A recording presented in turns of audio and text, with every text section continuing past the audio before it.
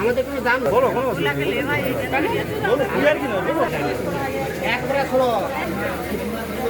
শীতকাল হলে মানুষ দাঁড়াতে চলো জানলা থেকে নেবো, জানলা থেকে নেবো পরিবার নিশ্চিন্তে।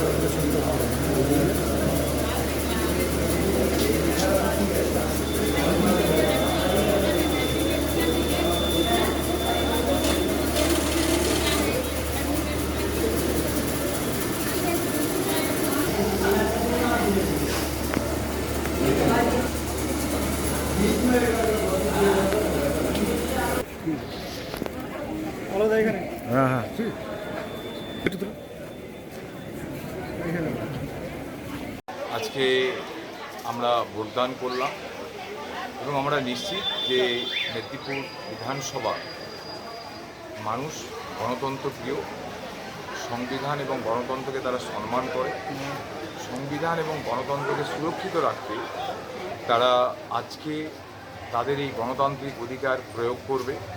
কারণ যেভাবে গত 5 মাস ধরে নির্বাচন কমিশন দায়িত্ব নিয়ে মানুষের এই গণতন্ত্রকে অপহরণ করার চেষ্টা করছিল, যথারীতি তার বিরুদ্ধে মানুষ আজকে রায় দেবে এবং মেদিনীপুর বিধানসভায় নিশ্চিতভাবে যে নির্বাচন হবে, ভোট নিয়ে যেমন রেজাল্ট বেরোবে, মেদিনীপুর বিধানসভাতেও তৃণমূল কংগ্রেসের প্রার্থী হিসাবে মানুষের বিপুল আশীর্বাদের মধ্য দিয়ে, জয়লাভের মধ্য দিয়ে মাননীয় মুখ্যমন্ত্রীর হাতকে শক্তিশালী করতে পারবো, এটুকু আমার বিশ্বাস আছে। কারণ এই শহরে আমার বেড়ে ওঠা, এই শহরে আমার ছোটোবেলা থেকে মানুষের সঙ্গে মেলামেশা, ফলে এই গণতন্ত্রকে সম্মান আমরা করি বলেই এই বিশ্বাস থেকেই আমি বলছি যে মেদিনীপুর শহরের মানুষ আজকে উজাড় করে মমতা বন্দ্যোপাধ্যায়ের পক্ষে রায় দেবে।